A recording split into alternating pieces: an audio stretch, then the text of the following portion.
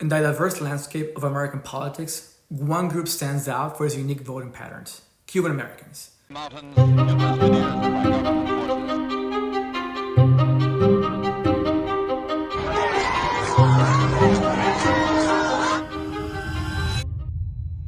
While most Latino voters in the United States tend to lean Democratic, Cuban Americans have long been an exception to this trend. Now, let's be clear, I'm not telling you how to vote or what I think exactly, I'm just presenting the facts to you. And yes, I am Cuban. Since the first major wave of Cuban immigrants arrived in the US in the 1960s, fleeing Fidel Castro's communist regime, Cuban Americans have played a significant role in the politics of Florida. As of 2020, about 58% of Cuban Americans registered voters identify with or lean toward the Republican Party. This is a stark contrast to Hispanic groups, where a majority of typically aligns with the Democratic Party.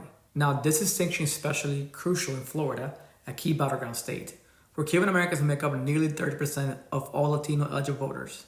Their voting preference can have a significant impact on both state and national elections. Now, what's really interesting is how these voting patterns have evolved. While Cuban Americans have historically backed the Republican Party in large numbers since the 1960s, like I mentioned, especially in the 80s, we see some shift in recent years. But why do Cuban Americans tend to lean conservative and vote Republican? What factors drive this political alignment that sets them apart from other Latino groups? To understand Cuban American voting patterns, we need to look back at the events that shaped their political identity.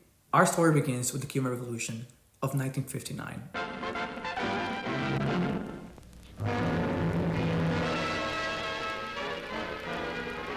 From his stronghold in the wild Sierra Maestre Mountains, Cuba's Fidel Castro emerged triumphant after 2 years of guerrilla warfare against the Batista regime. The revolution that began with Castro a fugitive, practically alone, landing with 82 followers, to be nearly... Fidel Castro, initially seen as a liberator, quickly established a communist regime, aligning Cuba with the Soviet Union. This dramatic shift led to waves of Cuban immigration to the US. The first major wave, from 1959 to 1962, brought over 250,000 Cubans to American shores, many of them professionals and members of Cuba's upper middle classes. These early immigrants, often referred to as exiles, settled primarily in South Florida, transforming Miami into a hub of Cuban American culture and influence.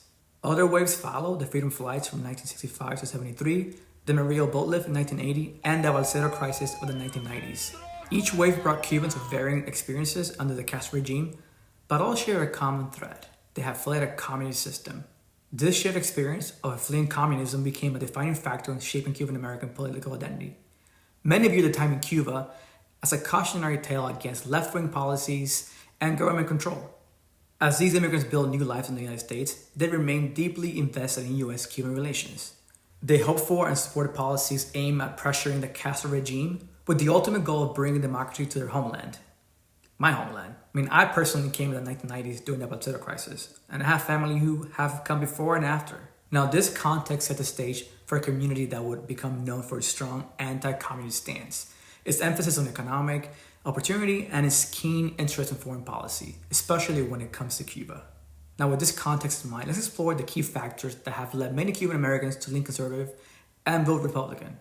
First and foremost is a strong anti-communist sentiment. Many Cuban Americans, especially those who personally experience the regime, they have a deep-seated aversion to left-wing politics. They often view the Republican Party as taking a harder stance against communism and socialist policies. Think Reagan in the 1980s. Secondly, economic views play a crucial role. Many Cuban Americans believe in small government and free enterprise, principles they associate with the Republican Party. They often see the Republicans as a party of prosperity that supports job creation and lower taxes. Foreign policy is another critical factor, of course. Cuban American voters place high importance on issues related to Cuba. They have historically supported Republican policies of isolating and pressuring the government. Think about the embargo from the 1960s. Now, I'll say there's also generational differences. While younger Cuban Americans may actually lean a little more Democratic, the older generation definitely are more Republican leaning. Recent political events have also shaped these tendencies. The Obama administration attempt to normalize relations with Cuba pushed some Cuban Americans backdoor Republicans. Later, Donald Trump's strong anti-communist stance and hardline against Cuba policies resonated with many Cuban Americans in Miami. Lastly, there's a prevailing distrust of democratic policies among some Cuban Americans. They may associate these policies with socialism or communism, which they oppose based on their experiences in Cuba.